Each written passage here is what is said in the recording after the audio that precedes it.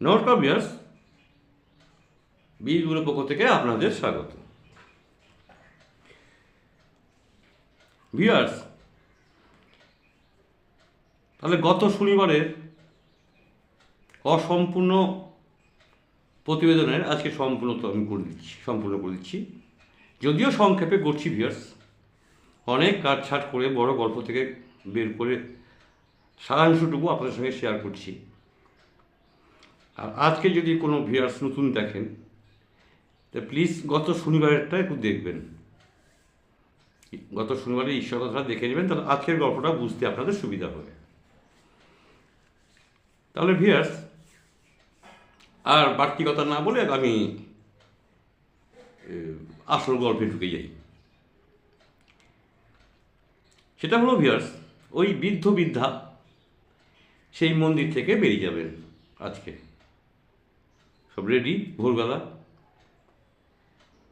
ওই আগের দিনের অবশিষ্ট খাবারগুলো একটা পুটলিতে বাঁধা হয়েছে, দিয়ে সেই মন্দির থেকে ওনারা আজকে চলে যাচ্ছে, অজানা গন্তব্যে তারা পাড়ি দেবে। তার আগে বলি ভিউয়ার্স, এই মন্দিরটার একটু ডেসক্রিপশনটা আপনাদেরকে দেই, বিবরণটা দেই। মন্দির এরিয়াটা হচ্ছে আপনাদের খুব বেশি হলে 10 কাঠা। এই 10 কাঠা জায়গার একটা মন্দির, সেই মন্দিরটা ছোট ইট, তারপরে আপনার ওই চুন সুরকি দিয়ে তৈরি করা, সেই আগেকার দিনের তো একটা গম্বুজ আকৃতির একটা মন্দির, গম্বুজ আকৃতি। মন্দিরের ঘরের ভেতরে 2 ফিট উঁচু একটা বেদি, আর বেদির উপরে মা অধিষ্ঠিত আছেন। ভয়ঙ্কর রূপ, আমি বলেছি গত সপ্তাহে, মা অধিষ্ঠিত আছেন। আর সামনে একটু জায়গা যেখানে 2-4টা লোক বসে পুজো দিতে পারবে, প্রসাদ টসাদ রাখা হয়। এইটুকু একটা ছোট্ট ঘর। ঘর থেকে বেরোলেন, 2 ফিটের একটি বারান্দা। এখানে উনি লিখেছেন দাওয়া, দাওয়া বলতে বারান্দা আর কি। ওই 2 ফিটের বারান্দার চারিদিকে মন্দিরটা পরিবেষ্টিত, ওই বারান্দা দিয়ে।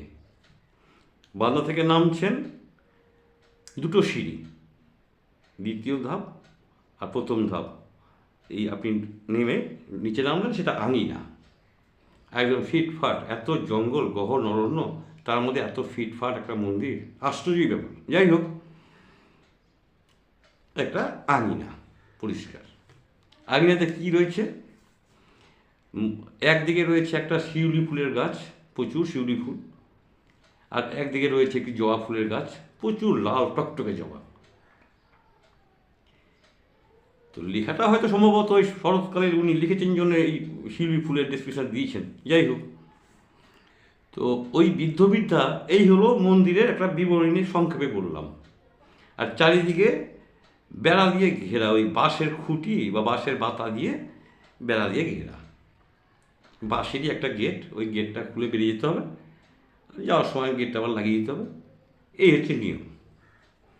তো ওনারা যখন মন্দির থেকে বেরোচ্ছেন, আঙিনাতে যখন নেমেছেন, তখন দেখছে ভিউয়ার্স, ওই শিউলি ফুলের গাছের তলায়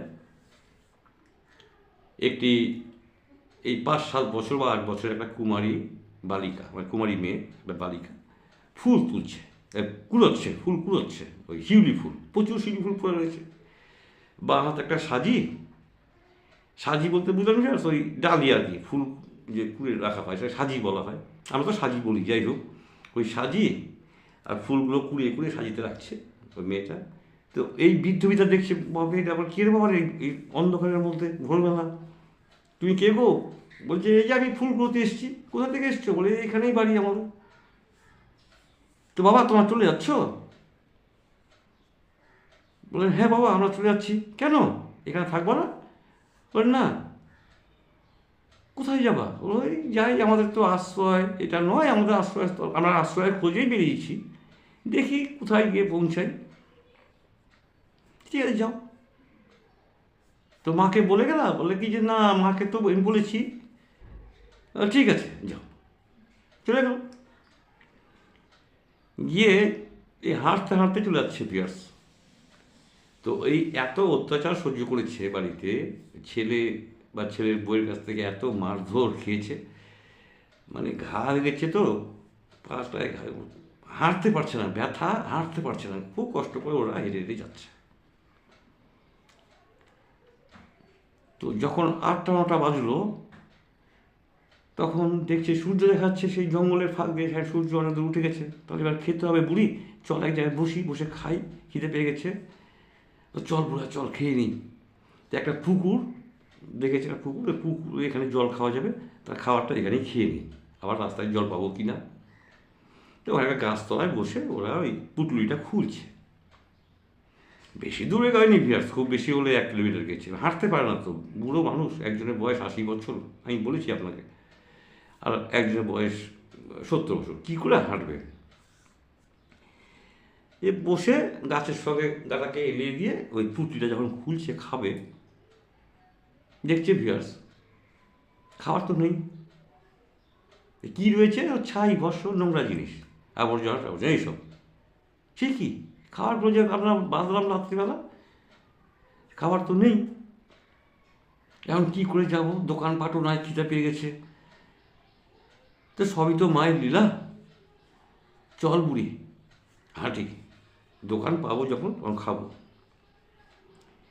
দেখুন ভিয়ার্স কী হবে, বাড়ি থেকে যখন বেরিয়েছিল কী হারে মা কাঁদছে তাদের জন্য, আপনারা আগের শনিবারে তো সেটা শুনেছেন। এখানে থেকে বেরিয়ে গেল, মাকে পেল, কিন্তু ওদের আত্মসমর্পণটা না সঠিক ছিল না। যে সমর্পণ করতে হবে ঈশ্বরের কাছে, তাতে সেটা সম্পূর্ণ হয়নি, জন্যই এই ধরা ছোঁয়া খেলাটা হচ্ছে। তো যখন চলে যাচ্ছে ভিয়ার্স, যেতে যেতে ভিয়ার্স মানে শিরোই তো জেগে যাচ্ছে আর কি, চল দেখি হাঁটি তো কী হয়। হাঁটতে শুরু করেছে, ইতি অবসরে ওই বাচ্চা মেয়েটি যে শিউলি ফুল কুড়াচ্ছিল, ও চলে আসছে দৌড়াতে, বাবা বাবা মা মা ওকে ডাকছে, দাঁড়াও দাঁড়াও। ওরা পিছন দিকে দেখছে যে ওই মেয়েটা আসছে, বাচ্চা মেয়েটা। কি এবার বাবা, তোমাদের মা ডাকছে কেন? বলে রক্তের দামটা তোমাদের দেওয়া হয়নি, রক্তের দামটা দেবে বলছে, রক্তের দামটা নিয়ে চলে যাবে। কোন রক্তের দাম? বলে তা তো জানি না, মা বললো রক্তের দামটা নিয়ে যেতে বল, রক্তের মূল্যটা আমি দিয়ে দিই। তখন তো বুড়ি ভেবেছে যে ওই যে ভিয়ার্স রক্ত, আপনাকে বলেছিলাম না গত শনিবার দিন, যে রক্ত দিয়ে পুজো দিত, যখন ছেলের বউরা এত অত্যাচার, কোনো ভোগ এনে দিত না, তখন ওই বুড়ি রক্ত চিয়ে, রক্ত এক ফোঁটা রক্ত আর একটা জবা ফুল দিয়ে পুজো দিত মায়ের। এটা আমি গত শনিবার দিন বলেছি, আপনারা একটু নলেজ জানুন। তখন তো বুড়ি বলছে, বুড়ো আমি এদিকে যাবো না, আমি তো মন্দিরে যাবো না, আমি এদিকে যাবো না, আমি এইদিকে যাবো। তো বুড়ো বলছে চল চল, আমিও যাচ্ছি, চল না দেখাই যাক না। আবার মন্দিরে ফিরছে। তো 2-4 পা আসার পরে ওই 5-7 বছরের যে বালিকা বলল, বাবা তোমরা যাও, আমার তো এখানেই বাড়ি, আমি এখানে ঢুকে যাবো। এখানে কোথায় বাড়ি, এত গহন অরণ্য, চারিদিকে জঙ্গল। বলে না না, তোমরা আমার এখানেই বাড়ি, তুমি চলে যাও। বলে মেয়েটা এখন চটজলদি টিং টিং করে লাফিয়ে চলে গেল, মিলিয়ে গেল, আর দেখা গেল না। ওই বালিকারই চরিত্র কিন্তু এইটুকুই দিয়েছে, পরবর্তীতে ওই বালিকাকে দেখানো যাচ্ছে না, দেখানো হচ্ছে না। তো বুড়োকে বুড়ি বলছে, বুড়ো ওরা খুব ভুল হয়ে গেল, কি আমরা বোধ হয় অমূল্য রতন পেয়েও চিনতে পারলাম না রে, হাত ছাড়া হয়ে গেল মনে হয়। কোথায় যেন কি আমাদের একটা মানে লট ঘট হয়ে গেল ব্যাপারটা। আর চল তো দেখি মন্দির যাই, তো ওই মা তো বসে আছে, যাই। তো গিয়ে দেখছে ওই দাওয়ায় বসে আছে সেই মা। কোন মা ভিউয়ার্স? সেই যে গত শনিবার দিন বলেছিলাম রাত্রিবেলা একটা নারী মূর্তি, সেই নারী মূর্তির মা, লাল পেরে সাদা শাড়ি, কোমর পর্যন্ত ছড়ানো চুল, টানা টানা চোখ, যেন চোখ দিয়ে দিব্য রশ্মি একটা ছিটকে বেরিয়ে আসছে, এইরকম একটা রূপ নিয়ে একটা মা বসে আছে। তো যখন এসছে বলছে আসো বাবা আসো, মা আসো। এক পাশে ওই মহিলা, এক পাশে মাকে বসিয়েছে, এক পাশে ওই বৃদ্ধকে বসিয়েছে, এক পাশে বৃদ্ধাকে বসিয়েছে। দিয়ে বলছে তোমরা চলে যাচ্ছ তো আমাকে বলে গেলাম না? হ্যাঁ মা, আমি তো এই মাকে বলেছি। শোনো, তোমাদের কোথাও একটা আত্মসমর্পণের অভাব আছে, যা যা তোমরা মাকে পাচ্ছ না। তোমাদের আমি রাস্তা দেখিয়ে দেবো যে যেভাবে আত্মসমর্পণ করলে ঈশ্বরের কাছে ঈশ্বরকে লাভ করা যায়। হ্যাঁ মা, দাও দাও, খুব ভালো হয় মা। এই না, 3টে ফুল, ওই জবা ফুল, সেই জবা ফুল 3টে, তার মধ্যে একটা জবা ফুল, 3টে জবা ফুল বৃদ্ধকে দিয়েছে, আর 3টে জবা ফুল বৃদ্ধাকে দিয়েছে। দিয়ে 3টা মন্ত্র শিখিয়ে দিল বিয়ার্স। কি 3টা মন্ত্র? 3টে মন্ত্র ছিল, একটা ফুল মায়ের পায়ে দিয়ে নিবেদন করবা যে মা, আমরা তোমার কাছ থেকে দিব্য দৃষ্টি চাই, অর্থাৎ ত্রিনয়ন, আমি কপালে 3য় নয়ন আমি চাই। কেন? তোমার এই বৈরঙ্গ দেখে তো আমরা খুশি না। তোমার বৈরঙ্গ তো রাস্তাঘাটে সবসময় দেখি আমরা, বিভিন্ন জায়গায়। তোমার অন্তরঙ্গ আমাকে দেখতে হবে, এবং তোমার যে লীলা, এই লীলা আমাদের জানতে হবে। তার জন্য চাই দিব্য দৃষ্টি। এই দিব্য দৃষ্টি তুমি আমাদের প্রদান করো। এই 1 নাম্বার একটা ফুল দিয়ে প্রণাম। বেশ। দ্বিতীয় ফুল হলো, মা, আমি বলে কিছু নেই, সবই তুমি, আর আমার বলে কিছু নেই, সবই তোমার। এই হচ্ছে সমর্পণ করার একটা কৌশল। আমি বা আমার বলে এই জগতে কিছু নেই, সব তোমার আর তুমি। তুমি আসামি, তুমি বিচারক, আমরা কি? আমরা তো কিছু না। আর 3 নম্বর ফুল বলবো মাকে যে মা, আমরা যেন লক্ষ্য ভ্রষ্ট না হই। আমাদের লক্ষ্য তুমি। আমাদের হাজার হাজার কোটি কোটি দেবদেবী থাকুক, আমার লক্ষ্য তুমি। তোমাকে আমরা যেন পাই, তোমার অন্তরঙ্গ যেন আমি দর্শন করতে পারি। লক্ষ্যভ্রষ্ট আমাদের করো না মা। এই 3টে ফুল পায়ে দিয়ে প্রণাম করে তোমরা বেরিয়ে এসে চলে যাও। তো ভিউয়ার্স, যখন ওরা গেছে মন্দিরে, গিয়ে ওই 3টে ফুল দিয়ে, একটা করে ফুল দিচ্ছে, প্রণাম করছে, আবার একটা করে ফুল দিচ্ছে, মনে মনে বলছে যে মা শিখিয়ে দিয়েছে, আবার প্রণাম করে, আবার একটা ফুল নিয়ে আবার, যখন 3য় ফুলটা দিয়ে চোখ মেলে দেখছে যে মা তো নাই ওখানে, তো ওই মাটির যে মূর্তি, ভয়ঙ্কর রূপের যে একটা মূর্তি, সে তো নাই। এই মা দাঁড়িয়েছে ওই বেদিতে, যে মা ফুলগুলো দিয়েছিল সেই মাই তো দাঁড়িয়ে আছে, মুচকি মুচকি হাসছে। বলছে মা তুমি? তো ভিউয়ার্স, ওরা মায়ের পা যখন জড়িয়ে ধরতে গেছে, মানে জড়িয়ে ধরতে গিয়ে দেখছে আর ওই মা নাই, তখন আবার ওই মাটির মূর্তি। অর্থাৎ এই 1 সেকেন্ড বা 1 মিনিট মায়ের দর্শনরা লাভ করলো, মাকে পেল।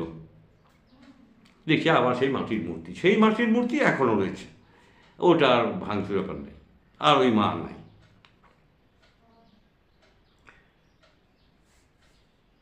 দিয়ে ভিউয়ার্স,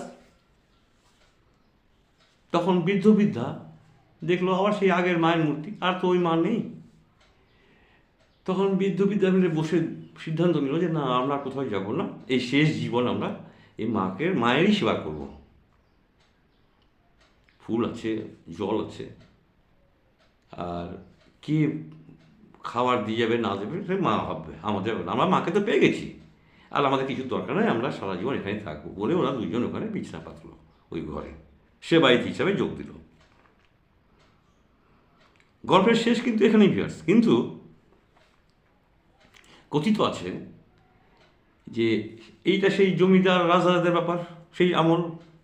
তারপরে এসছে ইংরেজ, তারা তো জঙ্গল কেটে সব পরিষ্কার, রেল লাইন তৈরি হয়েছে, বাসের রাস্তা তৈরি হয়েছে, কিন্তু মন্দিরটা নাকি ভাঙা হয়নি, মন্দির এখনও রয়েছে।